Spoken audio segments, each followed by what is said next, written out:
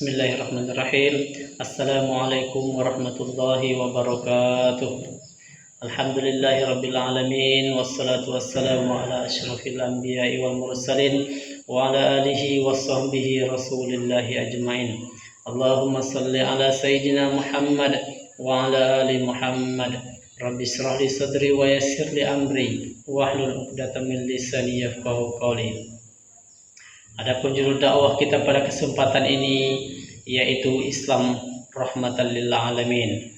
Dalam Al-Qur'an Allah Subhanahu wa taala berfirman, "Wa ma arsalnaka illa rahmatan lil alamin." Dan tidaklah kami mengutus engkau wahai Muhammad melainkan untuk menjadi rahmat bagi sekalian alam.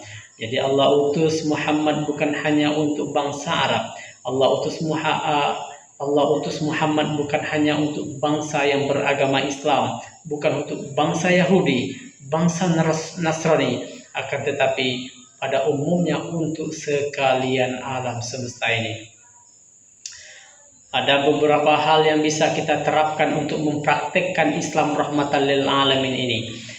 Cara yang pertama adalah dengan menebar kasih sayang. Jadi kita selaku umat yang beragama Islam, yang berpanutan kepada Rasulullah, kita harus menebar kasih sayang. Dimanapun, kapanpun kita harus berbuat baik. Sebagaimana yang dijelaskan dalam hadis Rasulullah Sallallahu Alaihi Wasallam, orang-orang yang penyayang akan disayang Allah Subhanahu Wa Taala. Sayangilah yang di bumi, maka yang di langit akan menyayangi kamu. Jadi Islam mengajarkan kita untuk selalu berbuat baik, selalu berbuat baik dimanapun dan kapanpun sesuai yang dicontohkan oleh Rasulullah Sallallahu Alaihi Wasallam.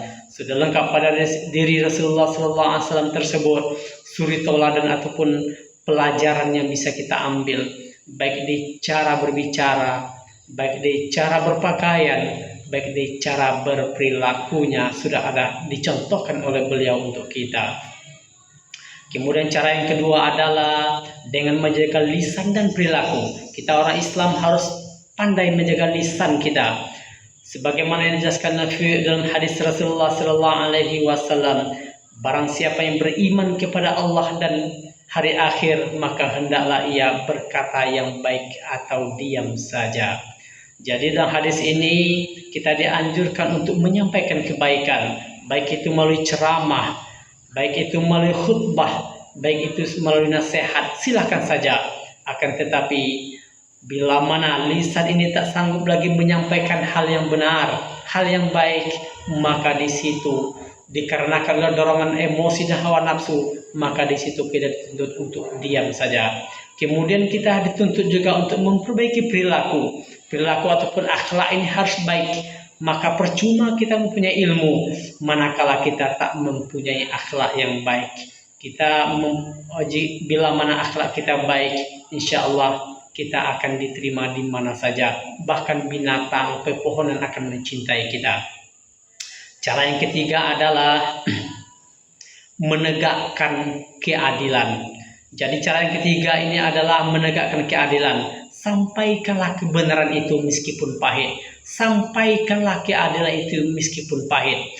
Contohnya kita selaku hakim yang lagi menyidang kasus pencurian umpamanya, yang terdakwah ini adalah anak kita sendiri, nauzubillah, atau keluarga kita atau ponaan kita. Di situ harus kita menegakkan hukum seadil-adilnya meskipun terdakwa tersebut adalah orang kita. Kemudian cara yang keempat adalah menyayangi lingkungan. Jadi kita dimanapun berada, kita harus menyayangi lingkungan, menjaga lingkungan. Seperti contoh, tidak membuang sampah pada tempatnya, memungut sampah yang berceceran di mana-mana, baik itu di parit, di tempat yang tidak layak. Kita selaku orang yang beriman dituntut untuk menjaga kebersihan. Kemudian menjaga alam yang lain, contohnya adalah lingkungan yang lain adalah seperti tidak menebangi pohon dengan cara liar, menanami pohon, tidak merusak pohon, sebab antara pohon dan manusia itu saling membutuhkan. Bila mana tidak ada pohon, maka bumi ini akan menjadi panas, akan mudah terjadi longsor. akan mudah terjadi banjir yang akhirnya akan membuat manusia sengsara juga. Hadirin yang dirahmati Allah Subhanahu wa taala. Jadi 4 poin ini yang bisa kita praktekkan, yang insya Allah bila mana kita lakukan dengan ikhlas, kita kerjakan dengan ikhlas, akan tercapailah yang namanya Islam rahmatan lil alamin, dan Islam akan diterima di mana saja. Insya Allah Islam akan terus berjaya berkat contoh ataupun suri tauladan yang diberikan oleh Rasulullah Sallallahu Alaihi Wasallam.